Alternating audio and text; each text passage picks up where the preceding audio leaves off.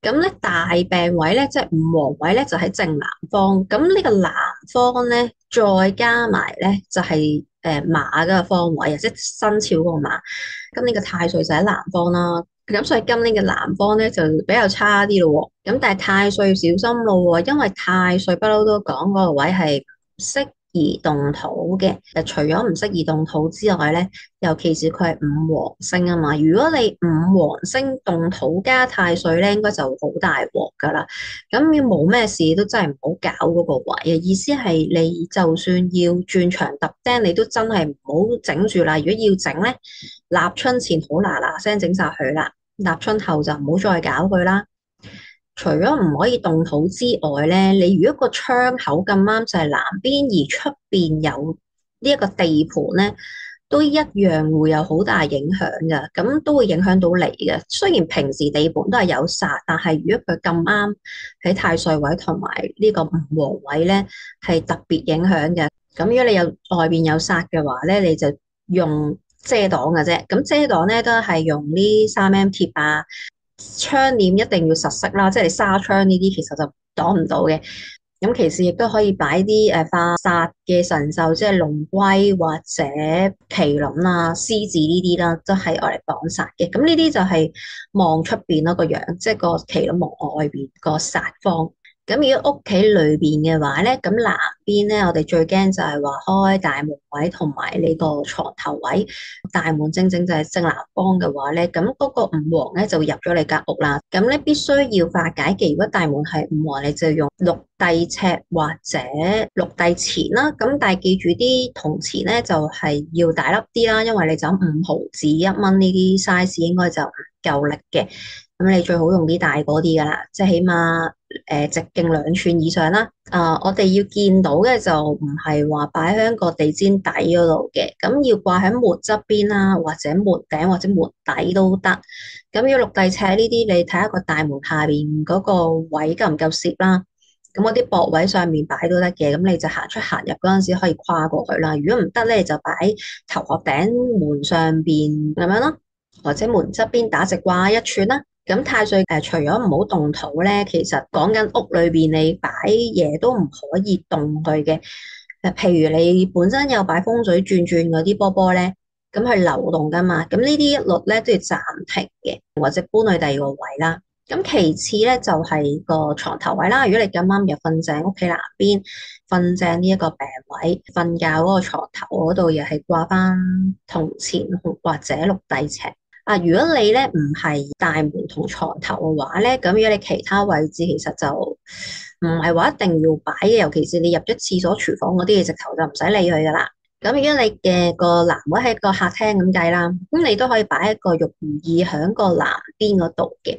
咁因為太歲位嚟嘅嗰個位，我哋就希望當年咧你想要嘅嘢咧，我哋都會擺嗰個位，可以擺白色嘅玉如意喺嗰個位。希望呢一年咧就順利啲，如意吉祥咁解，同埋嗰個白色可以化嗰個病星嘅。咁第二個細病位咧喺西北邊。咁呢一個位咧就唔係咁嚴重，因為西北本身屬金啦，咁個二黑病星係屬土，咁嗰個方位咧本身已經有少少化解咗噶啦，所以佢都唔係咁嚴重。咁但係如果你係大門位或者床頭位咧，都擺個銅錢落去化一化啦。咁因為嗰個病星黐咗喺個乾位啦，咁乾位我哋講緊係男主人嘅位啊嘛，咁所以今年咧就會比較不利男性嘅健康啦。穩陣起見咧，冇瞓正都可以照響西北位嗰度咧，掛串金色嘅銅錢或者白玉色嘅葫蘆都得嘅。咁再其次就係非位啦，咁是非位就係正西。咁因為西咧係對卦喺八卦裏邊，咁本身咧就係講緊個口咁解啊，即係講緊講嘢個是非又黐咗落嚟呢一個對卦嗰度，所以咧今年咧嗰個是非咧就會比較嚴重啲，比平時嘅三碧會嚴重少少。加上是非星去咗西邊屬金啦，咁金木又交戰，是非萬一開咗喺個大門位或者喺你瞓正嗰個位嘅話咧，咁呢個位咧應該就會明顯少少啦。化解嘅話咧，我哋咧就要用火去化解嘅。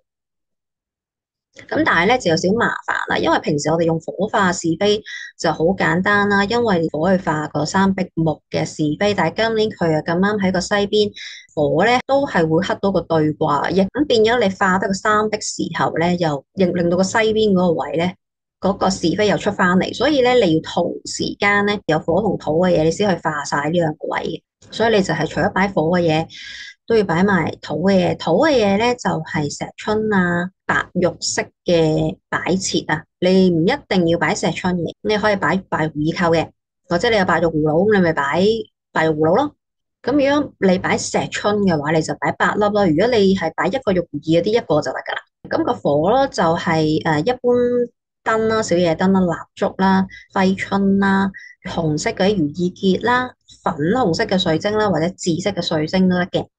咁記住啦，我哋要揮春咧，盡量就唔好用有生肖樣嘅揮春，因為話晒太歲噶嘛。通常去整嗰啲揮春咧，都係當年太歲樣啦。咁唔係話佢當旺你就擺佢喺度就叫做旺嘅。咁你變咗你自己自製咗好多犯太歲嘅嘢喺屋企啊。咁當然你可以貼揮春啦，我哋所以譬如正月內啦嚇，咁你完咗就好搣啊。但係如果我哋用嚟化呢個是非或者用嚟吹喜慶嘅話咧，我哋就盡量避免用有太歲樣嘅，直頭係12生肖嘅樣都唔好存在啦，最安全噶啦。咁最後啦，就係漏財位，七赤漏財咧就喺西南邊。咁上年啊，即係講緊2025年嘅時候，西南咧係大財位嚟噶嘛。咁你記住將佢搬走啦，因為個七赤咧就係屬金嘅。咁你要上年延續落嚟嗰啲嘢，你擺咗啲金啊土嘅嘢咧，你咪會催旺咗嗰個漏財咯。咁咧就會係咁漏財噶啦。咁你唔擺嘢冇問題嘅，你就唔好擺錯嘢。咁如果你要化解呢個漏財咧，就用水就得噶啦。你可以擺水用植物啦，或者你擺杯水落去啦。如果你擺唔到水咧，你可以擺黑色或者藍色嘅水晶。咁譬如黑曜石啊，或者呢啲青金石啊，都一個波啊，或者一個柱都得嘅。咁其實但係啲漏財位，我覺得就化唔化冇所謂嘅。你唔好吹旺佢就得噶啦。你亦都即係除咗你唔好擺呢啲玉石類嘅吹旺咗佢之外，你亦都唔好走去動佢咯，即係唔好擺啲喐嘅嘢去嗰個位就得噶啦。咁當然啦，你咁啱大門係漏財嘅，咁啊變咗你嘅流年咧，又係容易啲錢會流走噶啦。咁你可以喺門側邊擺翻呢個水中植物啦。咁等佢化解下啦，連埋中宮就9個方位就係講完啦。咁留意翻啦，啲吉位咧係可以動嘅，即係你擺嗰啲搖步器啊，或者啲水柱啊，喐嗰啲轉轉啊都冇問題嘅。但係嘅空位咧，尤其是南位，今年一定唔擺得。咁北位安全起見都唔好轉啦。咁其次就係相片啦，小心啲，你哋啲家庭照啊。就唔好貼響呢啲差嘅方位，尤其是南北兩邊啦。雖然個北位咧都係小財，但係佢係歲破嘛，你可以吹個財星，但係唔可以擺自己個樣落去。如果你本命年係馬年，咁啱個大門或者係咁啱瞓嗰位係真係南邊嘅話咧，咁你會比較嚴重嘅，因為你自己已經係本命，在個位置係加埋係咁樣就變咗雙重。咁咧可以用我天星燈去化解啦，擺翻正南位，咁多啲開咗佢啦，咁就會減輕好多噶啦。